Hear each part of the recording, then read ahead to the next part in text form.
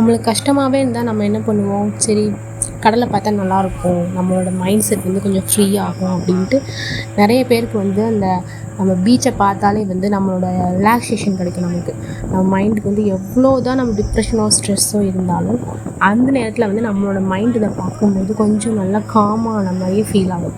So சரின்ட்டு நமக்கும் ரொம்ப கடுப்பாக இருக்கே, சரி போகலாம் அப்படின்ட்டு நான் ஊர் பக்கத்தில் இருக்கிற மல்லிப்பட்டினம் பீச்சுக்கு போனோம்.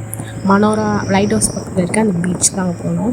அங்கே சரி போட் போயிட்டாங்க, சரி நம்ம போட்டிங் போகலாம் அப்படின்ட்டு சரி எல்லோரும் போகலான்ட்டு போனோம். போட்டிங் போனால் போட்டிங்க்கு 100 ருபீஸ் சொன்னாங்க ஒரு ஆளுக்கு. சரி ஓகே ஃபீஸை கட்டிட்டு போவோம் அப்படின்ட்டு போனால் நல்லா இருந்துச்சு. போக நல்லா இருந்துச்சு, நல்லா போய்கிட்டே இருந்துச்சு. அப்புறம் கொஞ்சம் தூரம் போக போக ஆழம் கொஞ்சம் ஏற நாங்கள் வேறு ஈவினிங் டயத்தில் போயிட்டோம்.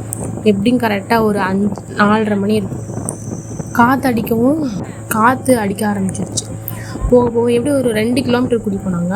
காற்று அதிகமாக வீசும்போது அப்படியே நாங்கள் போன போட்டே ஆட ஆரம்பிச்சு. பயமாயிடுச்சு. ஐயோ என்னடா அது, ஒருவேளை கவுந்துருமோ அப்படின்லாம் தோண ஆரம்பிச்சிடுச்சு. சரி என்னதான் இருந்தாலும் தைரியத்தை வர வச்சுட்டு நம்ம வந்து இந்த ட்ரிப்பை நல்லா முடிச்சுட்டு நல்லா ஜாலியாக என்ஜாய் பண்ணணும்னு மனசுக்குள்ளே வர வச்சுக்கிட்டு அப்புறம் இது அப்படியே போயிட்டு ஒரு 2 கிலோமீட்டர் போனாங்க. போயிட்டு அதுக்கப்புறம் ரிட்டன் வந்து நல்லா தான் இருந்துச்சு எக்ஸ்பீரியன்ஸ். அந்த அலை காற்றுக்கும் அலைகளை வந்து நல்லா பார்க்குறதுக்கு நல்லா இருந்துச்சு.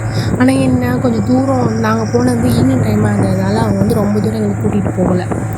ஸோ நல்லா இருந்துச்சு. நீங்களும் உங்களுக்கு டைம் இருந்துச்சுன்னா நீங்கள் பக்கத்தில் இருக்க பீச்சுக்கு போய் பாருங்கள், போட்டிங் போங்க, நல்லாயிருக்கும். உங்களோட மைண்ட் செட் வந்து ரிலாக்ஸேஷனாக இருக்கும்.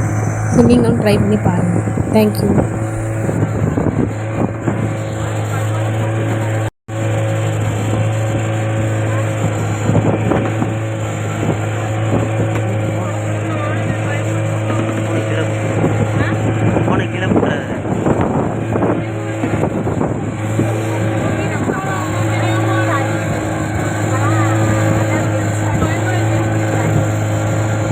பயப்படக்கூடாது.